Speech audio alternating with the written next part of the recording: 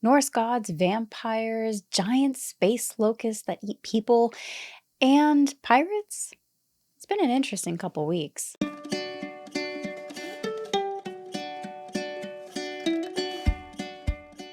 Hi everyone, my name is Kayla and welcome back to Kay's Hidden Shelf where we talk about books.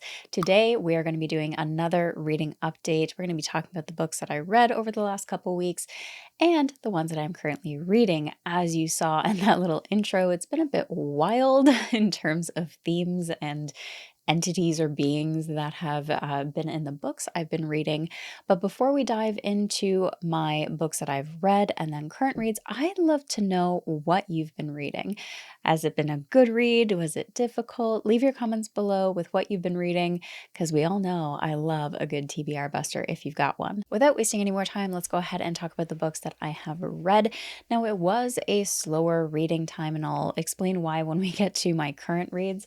But I did manage to finish one of my most anticipated reads from 2024, and it concludes a trilogy, and it was just, it was fantastic. And that was The Fury of the Gods by John Gwynne. This is book 3 in the Bloodsworn saga, an epic fantasy, Norse inspired, and it was just, it was everything I could have hoped for. There were a couple things that didn't quite hit the way I was hoping, but for the vast majority of how this story concludes, how all of these loose ties and strands come together, and there's so many POVs that are followed as well, having all of them expand the way they did in terms of their arcs for these characters and the conflicts and resolutions and everything in between that had to happen for these characters in order for it to all conclude seamlessly and nicely.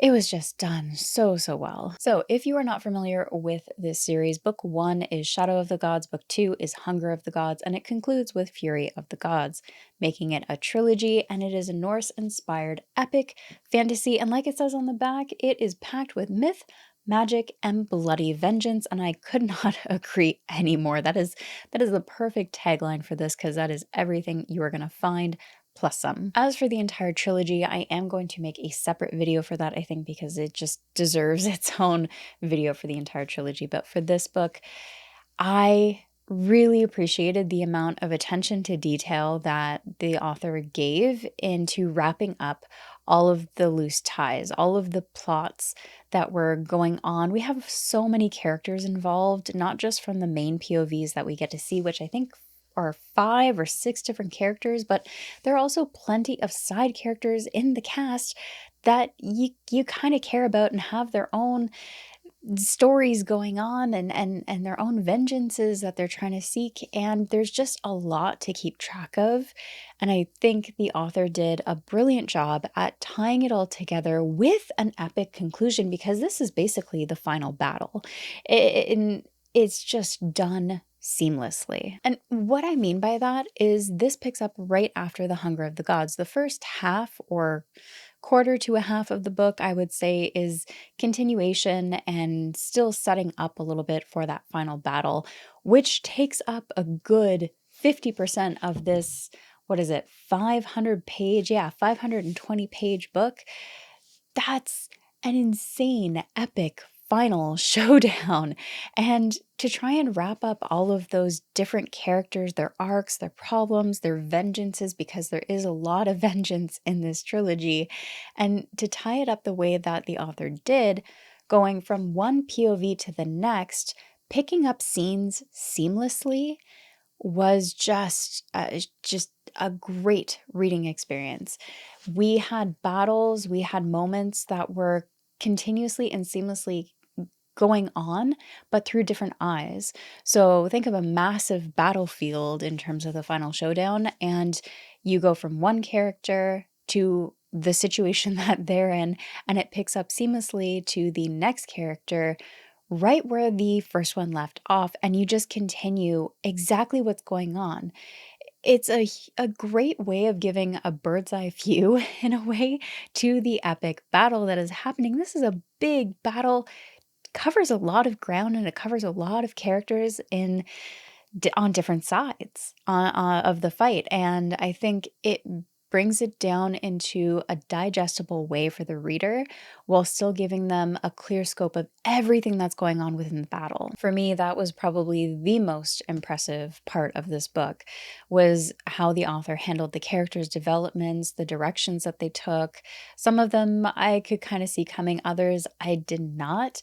And the ones that I did see coming were handled slightly different than I wasn't anticipating, but it matched the story and the characters beautifully. It was done really well. And some situations, because there's so much vengeance, I mean, a lot. I will say there is a lot of vengeance. Everyone is out for vengeance in this story.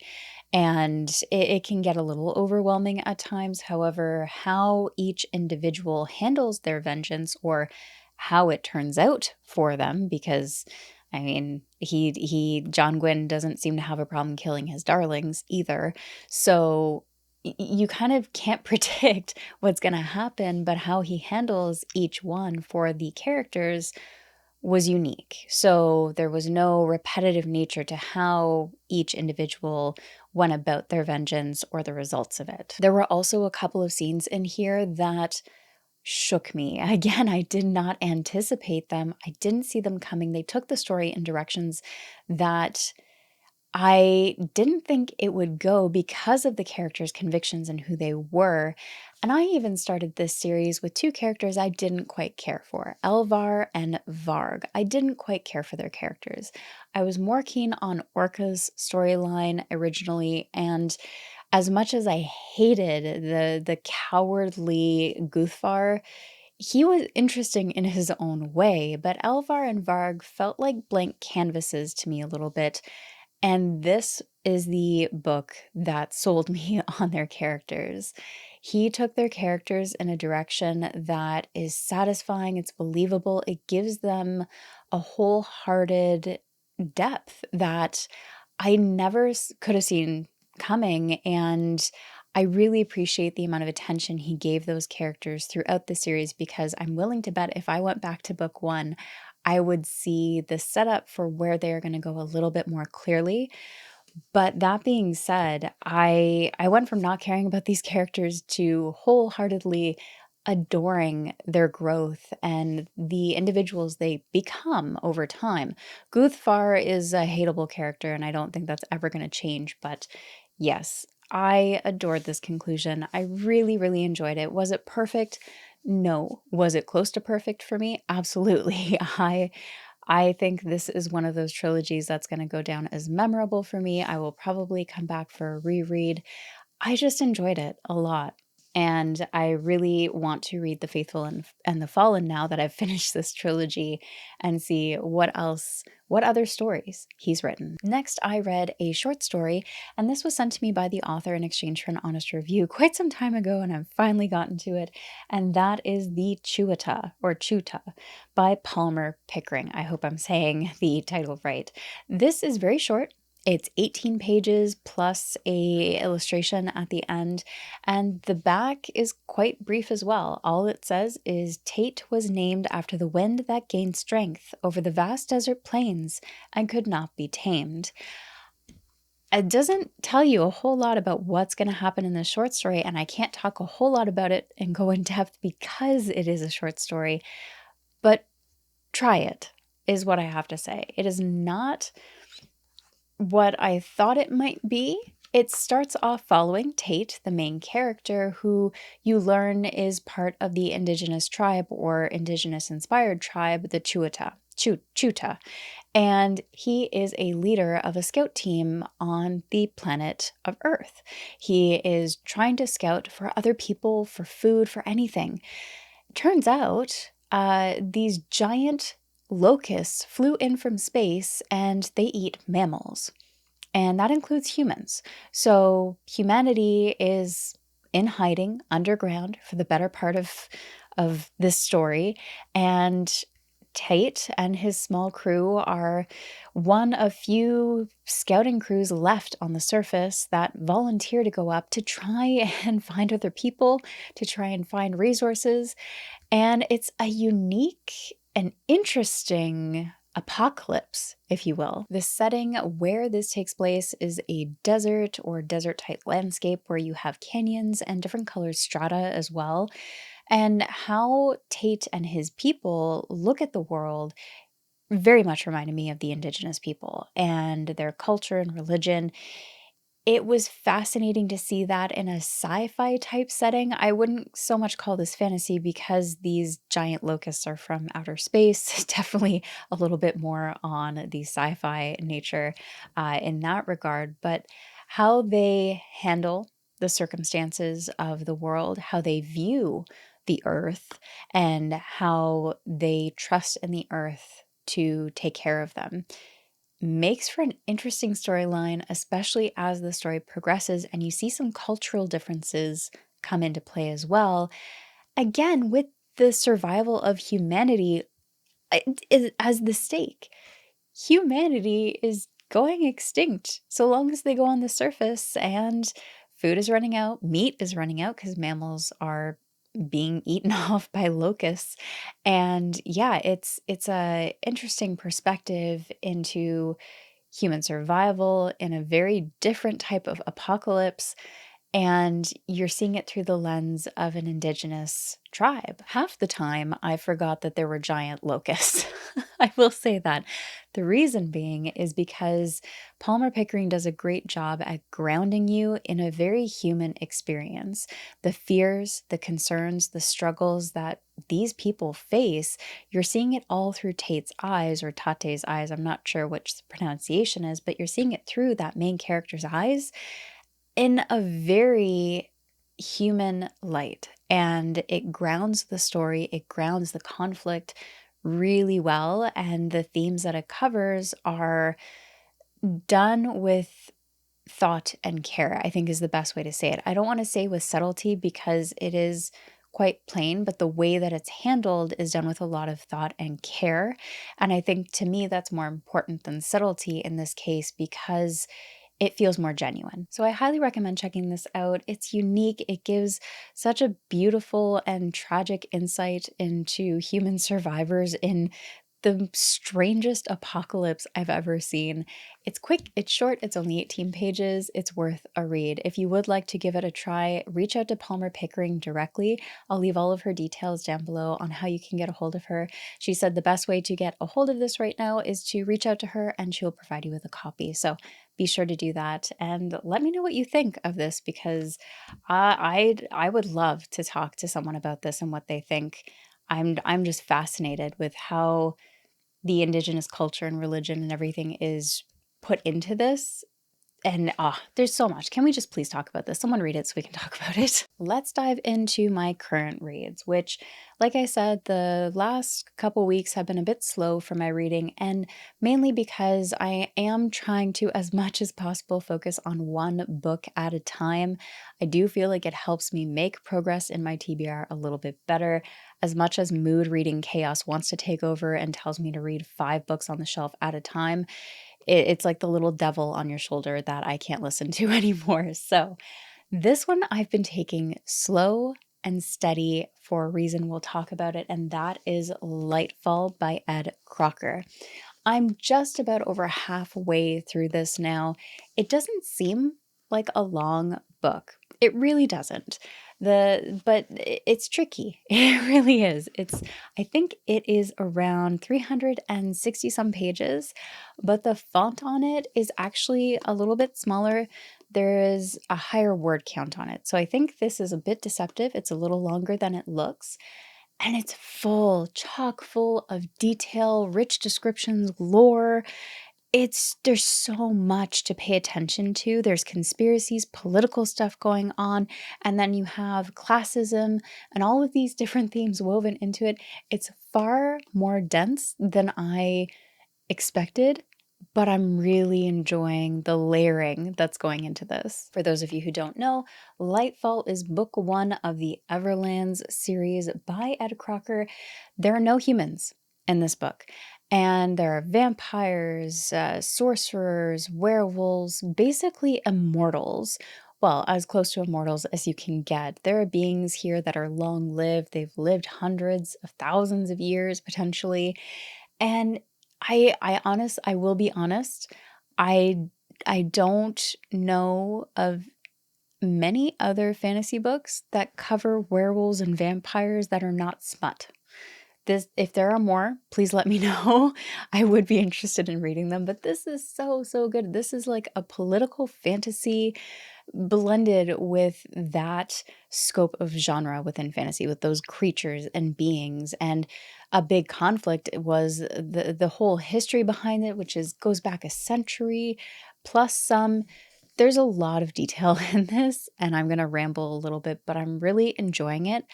And the characters. I've finally gotten to meet some of the other POVs apart from the main two that we see at the very beginning of the book. Why that is interesting is because we have POVs from vampires who are a lord in one case and a servant or a maid in the other case. We get a POV of sorcerers who also don't have any magic, which is an interesting perspective. It's an interesting direction to take your mages or your sorcerers. And then you have werewolves as well. You have a perspective of a werewolf. You basically get a POV into different statuses within society as well as the different creatures, because each of the creatures, the separation that they come from, werewolves versus vampires, for example, have their own political tensions. You get to see the whole thing. You get to see different perspectives on those tensions. You get to see a whole view of the game board, if you will. This is just a massive world, and you're dropped into it in a way that doesn't feel like a bombardment of information, which I appreciate. There's still a lot of information, don't get me wrong. You still need to grasp a lot and take in a lot of history and lore and character backgrounds because these are long-lived beings. I mean, if you lived for 1,000 years, I feel like you'd have a good amount of stories to tell in order to understand some of the world history and lore, and you were there, so you could probably tell it better than a history book, maybe? There's a lot to cover, but what I mean when I say it doesn't feel like info dumping, it's because of how the author has woven it in. They've woven that information into pertinent scenes, into moments that make sense in the context of the situations. They're giving you enough information to grasp this long-lived world and the complicated beings that live in it, while also giving you mystery and unknowns to keep you hooked at the same time. Because, like I said, there's a lot of politics in this, but there's also a lot of conspiracy going on and so many questions and investigating. And we have characters who are Sherlock like at the same time, others who are just playing the long game, and others who are assassins, one that's a lord and trying to figure out why his son was murdered, and while his other son is going basically on a psychopathic raid. There's just a lot going on. And so I've been taking my time with it. It's been really interesting. I would say this is the type of book you'd probably be best to slowly take in or at least focus on, because there's a lot of information, there's a lot of hints, a lot of foreshadowing. I can tell the author is one who loves to set the breadcrumbs while leaving you in anticipation. I appreciate those stories. I'm really curious what's going to happen. I'm just over halfway and I'm going to keep reading. That's for sure. Oh, I've also opted to get the audiobook and listen to that as well, in addition to reading the physical copy, doing immersion reading, because I tried a sample of the narration. It is fantastic. So definitely go check it out if you are interested in audiobooks too. And finally, I'm only one chapter into this one so far, audiobook and ebook, because I love my immersion reading, and that is The Trials of Rooker Flynn by A.R. Witham. This is book 2 in the Locke Institute trilogy. And if you've been watching for a while, you know I have been very excited to continue this because book 1 left off on a cliffhanger, and I was so impatient to find out what happened. So I started it, chapter 1, already loving being back with Rooker and just the whole situation that's going on. I can't say a lot because of spoilers, so I would definitely recommend checking out this trilogy for yourself. The way A.R. Witham tells stories is nostalgic for me because of how he tells them, how he weaves them, and how he narrates it. He narrates the audiobooks himself. It reminds me a lot of The Neverending Story, The Page Master, those kind of old classic tales that are otherworldly and surreal in ways, and yet they tell stories about friendship and all kinds of those feel good things while also throwing in quite a bit of darkness and spiders in this trilogy because this trilogy has gone a little bit darker than his other book, but I highly recommend checking it out if you're looking for a fun, crazy, wild read that feels like someone's reading you a story over the campfire. So definitely check that one out. But yeah, it's been it's it's it's good. It's I say that the way I say it because I am very happy to be back. I am so looking forward to what's gonna happen. There's a character in this series, if you have not read book 1, that reminds me very much of, what's her face from Harry Potter. She who should not be named from Harry Potter, and the mind tricks, the psychological stuff going on, very interesting. I have my fingers crossed, that things are gonna turn out because that cliffhanger, I don't know. But otherwise, book 2 picks up right where book 1 left off. So if you have read book 1, you've been waiting for book 2, do not worry. It picks up right where we left off in the story. You'll get some answers pretty quick, but it's still a little, like a heart drop. Just gonna say that. And that's everything. I mean, that's everything I've read the last couple weeks. It's been a slower pace because I've been taking in Lightfall slowly and purposefully. And other than that, I do want to make a video, hopefully soon, about the series that I want to read this year, because there have been quite a few series that have gotten backlogged over the years since I started my Booktube channel. And I am really excited to share which series, which authors I will be reading this year because it's going to be, I think, great reading experience and also devastating and crushing at the same time. That will be coming soon. In the meantime, what have you been reading? I would love to know. Leave your comments down below. As always, thank you so much for watching and take care of yourselves.